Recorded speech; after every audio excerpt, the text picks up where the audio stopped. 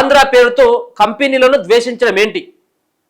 తెలంగాణ ఏర్పడిన 12 ఏళ్ల తర్వాత కూడా ఉభయ రాష్ట్రాల మధ్య వైషమ్యాలు అవసరమా అంటే కొంతమందికి అవసరమే.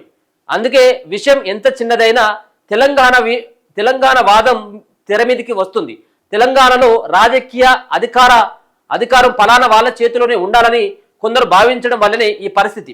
ఈ కారణంగానే చంద్రబాబు, పవన్ కళ్యాణ్ వంటి వాళ్ళను తెలంగాణలో విలన్గా చూపించే ప్రయత్నాలు కొనసాగుతా ఉన్నాయి. రాధాకృష్ణ గారు, నీకేమైనా వాళ్ళ మీద ప్రేమ ఉన్నట్టయితే ఉంటే, వాళ్ళు ఇచ్చేటువంటి వాటిపైన మీకు వ్యామోహం ఉన్నట్టయితే ఉంటే మీరు భుజాల మీద వేసుకొని ఊరేగుర్రి, మిమ్మల్ని కాదనట్లేం. కానీ తెలంగాణ మీద ఇప్పుడు నీ ఆంధ్రజ్యోతి ఎందుకే ఇక్కడ? నీ జ్యోతే ఆంధ్రదే, నీ జ్యోతే ఆంధ్రదే. ఈ జ్యోతి ఇక్కడ వెలగాలనా? ఇప్పుడు మీకు రాజధాని ఉన్నది, మీ గవర్నమెంట్ వేరేంది. అక్కడేమో మీడియా ఆఫీసులు ఉండే ఏముండవు. ఇక్కడికి వచ్చి ఇక్కడ మీరు ఉండొద్దని మేము అనట్లేదు. ఇక్కడ ఉండి ఈ తెలంగాణ ప్రాంతంలో ఉండి తెలంగాణ ప్రజలను అవమానించేటువంటి విధంగా, అస్తిత్వాన్ని అవమానించేటువంటి విధంగా దెబ్బ కొడితే ఎవరు కూడా చూస్తూ ఊరుకోరు. ఇలా మళ్ళీ ఏం చేస్తా ఉన్నాడు? ఇప్పుడు నువ్వు కేఏ పాల్ గారు ఒక పక్కన మన ఒకసారి ఇంటర్వ్యూలో నీ ఇజ్జత్ తీసిండు.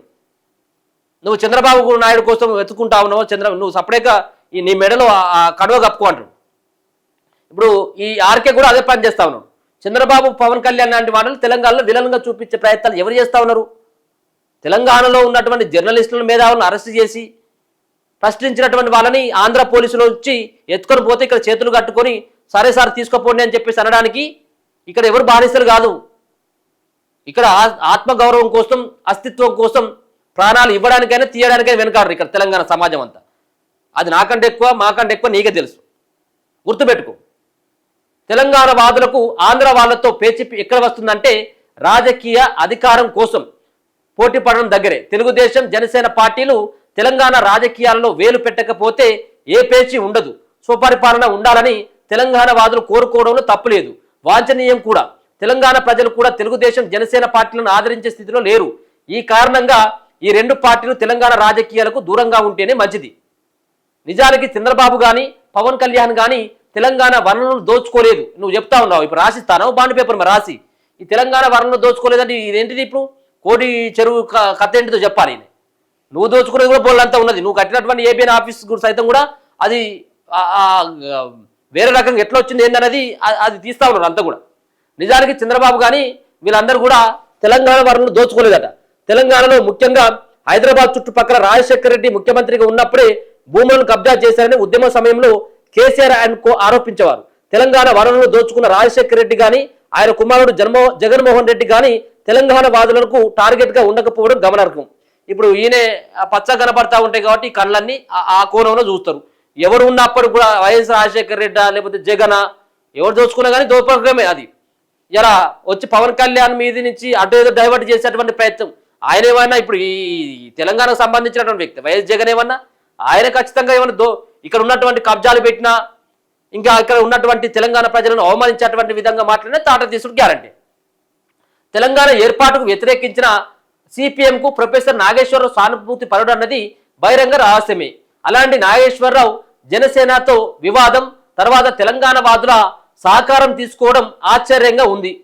ఎందుకు మరి ఎవరికి తీసుకోవాలి? మరి జనసేన వివాదం తర్వాత తెలంగాణ వాదుల యొక్క సహకారం తీసుకోకపోతే ఏబిఎన్ ఆంధ్రజ్యోతి ఎండి అయినటువంటి రాధాకృష్ణ నీ యొక్క అభిప్రాయం ఇట్లా తీసుకోవాలా, లేకపోతే అక్కడ ఉన్నటువంటి చంద్రబాబు నాయుడు అభిప్రాయం తీసుకోవాలా? ఎవరి అభిప్రాయం తీసుకోవాలా? ఎవరిని తీసుకోవాలా సహకారం? తాను నిష్పక్షపాతంగా విశ్లేషణలు చేస్తానని ఆయన చెప్పుకుంటారు. తాజా వివాదం వల్ల ఆయన కూడా వివాదాస్పదుడయ్యారు. సోషల్ మీడియాలో చురుగ్గా ఉన్నప్పుడు పూలతో పాటు రాళ్లు కూడా పడతాయని ఆయనకు తెలియదా? రాజకీయాల్లో ఉన్నవారికి నలుగు పెట్టే ప్రయత్నం చేసినప్పుడు వారి అభిమానులు మనకు కూడా నలుగు పెట్టే ప్రయత్నం చేయకుండా ఎందుకుంటారు? పవన్ కళ్యాణ్ వ్యాఖ్యలపై బీఆర్ఎస్ నాయకులు ఆచితూచి స్పందించగా తెలంగాణ కాంగ్రెస్ నాయకులు కొందరు రెచ్చిపోయారు. తెలంగాణ సెంటిమెంట్ను రగిలించడం వల్ల కాంగ్రెస్ కు ఒనగూరే ప్రయోజనం ఏమీ ఉండదు. ఇప్పుడు ఏమంటా ఉన్నాడు? తెలంగాణ సెంటిమెంట్ను రగిలించడం వల్ల కాంగ్రెస్ కు ఒరిగేది ఏముండదట. అంటే ఇప్పుడు మీరు కూడా మాట్లాడకుర్రి. పవన్ కళ్యాణ్ వచ్చి ఇక్కడ తిష్టా వేసినా, తెలంగాణ అమరులను అవమానించేటువంటి విధంగా మాట్లాడినా, ఎవరు ఏం మాట్లాడినా కానీ మీరు ఏం మాట్లాడకూడదు అని చెప్తున్నాడు అన్నట్టు ఈయన సందేశం ఇది. తెలంగాణ సెంటిమెంట్ ఏ రూపంలో బలపడినా అది బీఆర్ఎస్ అధినేత కేసీఆర్కు మాత్రమే లభిస్తుంది. అయినా కాంగ్రెస్ నాయకులు తెలంగాణ సెంటిమెంట్ను రగిలించే ప్రయత్నం చేశారంటే సీఎం రేవంత్ రెడ్డిని బలహీనపరచడానికి చేసిన చర్యగానే భావించాలి. అంటే ఇప్పుడు ఏమన్నారంటే పొన్నం ప్రభాకర్ మాట్లాడిండు, అలాగే అనిరుద్ రెడ్డి మాట్లాడిండు, ఇంకా కొంతమంది మంత్రులు మాట్లాడిండు, కొంతమంది మహేష్ గౌడ్ మాట్లాడిండు, ఇంకా చాలా మంది తెలంగాణ మీద ప్రేమ ఉన్నటువంటి వాళ్ళంతా కూడా మాట్లాడిండు. ఇప్పుడు ఏం చేస్తా ఉన్నాడంటే రాధాకృష్ణ ఇప్పుడు రేవంత్ రెడ్డిని టార్గెట్గా చేసుకొని మీ మంత్రులను ఎమ్మెల్యేలను ఇటువంటి వచ్చినప్పుడు ఖండించకుండా సైలెంట్గా ఉంచండి. దీనివల్ల ఏమైతా ఉన్నది, సీఎం రేవంత్ రెడ్డి బలహీనపరచడానికి జరుగుతున్నటువంటిది ఒక చర్యగా, ఒక కుట్రగా ఈయన వర్ణించేటువంటి ఒక ప్రయత్నం చేసిండు. ఎంత భయంకరమైనటువంటి ఒక పచ్చ కళ్ళతోటి పచ్చ మెదడుతోటి ఆర్కే ఆలోచిస్తున్నాడని మనకు దీన్ని బట్టి అర్థమవుతా ఉన్నది. తెలుగుదేశం జనసేన తెలంగాణ ఎన్నికల్లో ఏ రూపంలో ప్రవేశించినా ప్రతిఘటన ఉంటుందని స్పష్టమవుతున్నందున బీజేపీ కూడా భవిష్యత్తులో ఆ పార్టీలతో పొత్తు పెట్టుకునే పరిస్థితి, ఈ పరిణామం కూడా బీఆర్ఎస్కు లాభిస్తుంది. ఆంధ్ర ప్రాంతానికి చెందిన వారి కంపెనీలకు తెలంగాణలో కాంట్రాక్టు ఇవ్వబోమని మంత్రిగా కోమటిరెడ్డి చెప్పడం, ఆంధ్ర కంపెనీలు తట్టాపుట్టా సర్దుకొని వెళ్ళిపోవాలని తెలంగాణ వాదుల ముసుగులో కొంతమంది నోరు పారేసుకోవడం అభ్యంతరకరం. మరి ఇంకెన్నెళ్ళు ఉంటారు మరిగా? ఇప్పుడు మీ ఆంధ్ర ప్రాంతంలో తెలంగాణకు సంబంధించినటువంటి వ్యక్తుల యొక్క విగ్రహాలు, మహనీయుల యొక్క విగ్రహాలు ఉండవు. ఇదే ప్రాంతానికి చెందినటువంటి పివి గారి యొక్క విగ్రహం ఉండదు, పివి నరసింహారావు గారి యొక్క విగ్రహం ఉండదు, గద్దర్ గారు లాంటి వాళ్ళ విగ్రహాలు ఉండవు. అట్లాంటి మహనీయుల యొక్క విగ్రహాలు అక్కడ ఉండవు.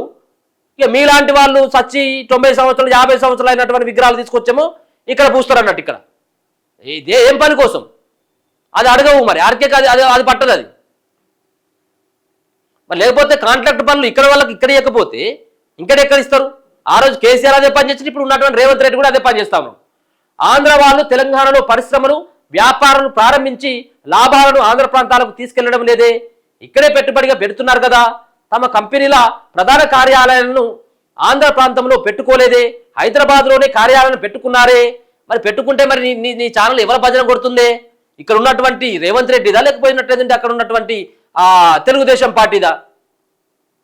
ఇక్కడ హైదరాబాద్లో ఉంటూ మీ సంబంధించినటువంటి మీడియా తెలంగాణ ఉద్యమం జరుగుతున్నటువంటి టైంలో విషం కక్కేటువంటి ప్రయత్నం చేసిలే. మీరు ఇక్కడ ఉండి ఈ ప్రాంతంలో ఉండి ఈ ప్రాంతం వాడు ద్రోహం చేస్తే ప్రాంతంలోనే పాత్ర పెడతాం, ప్రాంతేతరుడు ఒకవేళ కనుక ద్రోహం చేసినట్టయితే ఉంటే తరిమి కొడతాం, మేము ప్రాంతం అవుతాం పాత్ర పెడతామని ఉంటుంది కదా ఓ సామెత, ఓ నానుడు ఉన్నది కదా. నువ్వు ఇక్కడ ఉండి కూడా ఇక్కడ విషయం చల్లేటువంటి ఒక ప్రయత్నం చేస్తే చూస్తూ ఊరుకోరు. ఆ కంపెనీల ప్రధాన కార్యాలయాలను ఆంధ్ర ప్రాంతంలో పెట్టుకోలేదే, హైదరాబాద్లోనే కార్యాలయాలను పెట్టుకున్నారు కదా. అంటే తమ సంపాదనపై పనులు ఇక్కడే కడుతున్నారు. విదేశీ కంపెనీలను స్వాగతిస్తూ ఇక్కడ సంపదను వనరులను ఇక్కడ వినియోగిస్తున్న కంపెనీలను ఆంధ్ర పేరుతో ద్వేషించడం ఏంటి? అంటే ఇప్పుడు ఇప్పుడు ఎవరికంటే ఇప్పుడు చంద్రబాబు నాయుడు కంటే ఇప్పుడు పవన్ కళ్యాణ్ కంటే పెద్ద దెబ్బ ఎవరికి వచ్చిందంటే ఇప్పుడు ఆర్కీకి వచ్చింది. ఇప్పుడు కుమిలిపోతానట్టున్నది ఈ సెంటిమెంట్ మళ్ళీ రగిలినప్పుడు. ఇదంతా కూడా ఒక రకంగా తెలంగాణ వాదులు మేధావులంతా కూడా ఐక్యమైపోయి పవన్ కళ్యాణ్ విషయంలో మాట్లాడుతూ ఉంటే ఇప్పుడు ఎక్కడ లేనటువంటి ఆగ్రహం, కోపం, బాధ, దుఃఖం, ఏడుపు అంతా కూడా ఇప్పుడు ఆర్కేకే ఉన్నది. బీఆర్ఎస్ తమ 9.5 ఏళ్ల పాలనలో తెలంగాణ ప్రాంతానికి చెందిన ఎంతమంది కాంట్రాక్టర్లను, పారిశ్రామికవేత్తలను ప్రోత్సహించిందో చెప్పాలి. తెలంగాణ వాదులుగా చెప్పుకుంటున్న వారు ఇందుకోసం కొట్టాడాలి కానీ ఆంధ్ర ప్రాంతం పేరిట అకారణంగా ద్వేషించడం వల్ల ప్రయోజనం ఉండదు. ఇక మొత్తానికి ఈ ప్రయోజనం ఏముండదు, మీరు సపరేట్గా నోరు మూసుకొని ఉండండి, దీనివల్ల మీతోటి ఏం కాదు, ఇది ఆంధ్ర ప్రాంతం అని చెప్పేసి వాళ్ళని ద్వేషించడం సరైనది కాదు అని చెప్పేసి ఒక రకమైనటువంటి మెసేజ్ని ఆయనే కొత్తపాలకు ద్వారా ఆయన చెప్పేటువంటి ప్రయత్నం చేసిండు. ఈ చెత్తపాలకులు తెలంగాణ వాదులు, తెలంగాణ మేధావులు వీళ్ళందరూ కూడా గ్రహిస్తారు. ఇది ఈ సమాజం అంతా కూడా చాలా చైతన్యవంతమైనటువంటి సమాజం. ఎవరు వెనకాల ఏం భయంకరమైనటువంటి కుట్రలు ఉన్నాయి, ఎవరు ఏది ఆలోచిస్తున్నారని చెప్పేసి ముందుగానే పసిగొట్టేటువంటి ఒక నైపుణ్యం ఉన్నటువంటి గడ్డ ఇదంతా కూడా. అటువంటిది నీ ఈ వార్తతోటి పెద్దగా ఒరిగేదేమీ లేదు. ఇది ఇంకా ఆడ పవన్ పార్టీని, ఆడ పచ్చ పార్టీ అయినటువంటి టీడీపీని వెనుకేసుకొచ్చేటువంటి ప్రయత్నం చేస్తూ ఉన్నారు. మరి ఇప్పుడు నువ్వు రాయలేదు ఈ 10 ఎకరాలకు సంబంధించినటువంటి భూమి వ్యవహారం ఏంది, అది శిఖం భూమిని కొనడం తప్పు కాదా, దానిలో వ్యవసాయానికి ఉపయోగించాల్సిన భూమిలో ఆడ రాళ్ళు పాతడం ఏంటి, అక్కడ కన్స్ట్రక్షన్లు చేసేందుకు ప్రయత్నాలు చేయడం ఏంటి, అది రాయలేదు. ఇక అది లేదన్నట్టు. ఇక